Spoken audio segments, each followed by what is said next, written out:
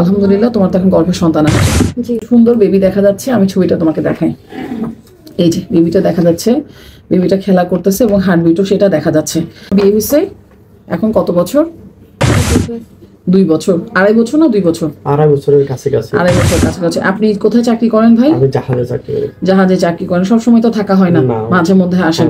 তো আমার কাছে যখন আসছিলেন তখন কি সমস্যা ছিল ওর? বাচ্চা হরমোনের সমস্যা ছিল, তারপরে যে আপনার বাচ্চা আসতে পারে।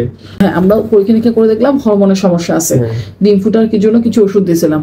আমরা কয় মাস ওষুধ খাইছি? প্রায় 1 মাস। 1 মাস খেয়ে 1 মাস নাকি 2 মাস? 1 মাস খাওয়ার পরে আপনার সাথে আবার দেখা করছি, আবার ওষুধগুলো চেঞ্জ করে আবার দিয়েছিলাম। হ্যাঁ, তারপরে দেখলাম যে ডিমের পরীক্ষা আলহামদুলিল্লাহ ডিম বড় হচ্ছে। আপনার কি কোনো সমস্যা ছিল? না, আল্লাহর রহমতে কোনো সমস্যা ছিল না।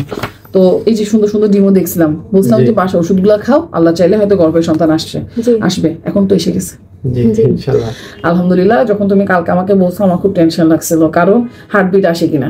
তো এখন আজকে আলহামদুলিল্লাহ রিপোর্টে কি দেখলাম, একটা সুন্দর বেবি দেখা যাচ্ছে। আমি ছবিটা তোমাকে দেখাই, এই যে বেবিটা দেখা যাচ্ছে, বেবিটা খেলা করতেছে এবং হার্টবিটও সেটা দেখা যাচ্ছে। তো আমরা এটা একটা বলবো, তুমি অনেক ভাগ্যবান। স্বামী প্রতিদিন থাকতে পারতেছে না, জাহাজে চাকরি করে। এই সময়টার মধ্যে যে তুমি আল্লাহর রহমতে 2 ডোজই তো বললা ওষুধ খেয়ে তোমার কনসিভ করছো। আর হরমোনের সমস্যা যাদের থাকে তাদের কিন্তু অনেক সময় লেগে যায়, বুঝতে পারছো? আর তোমার পিসিওএস এর সমস্যাটাও ছিল। হ্যাঁ, পিসিওএস এর সমস্যা যাদের থাকে তাদের বাচ্চা পেটে আসে, কিন্তু একটু দেরি হয়। তোমার শেষ বাঁধার মধ্যে দেরি হয়নি।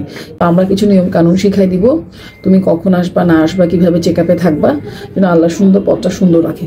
ঠিক আছে, তোমার জন্য অনেক দোয়া রইলো। আর তোমার এখানকার সব রিপোর্ট ভালো আসছে। আমি তো ওষুধটা বলেই দিলাম যে তোমার ডায়াবেটিসের ভাব আছে, তো এই ওষুধটা চলবে ইনশাল্লাহ। ঠিক আছে।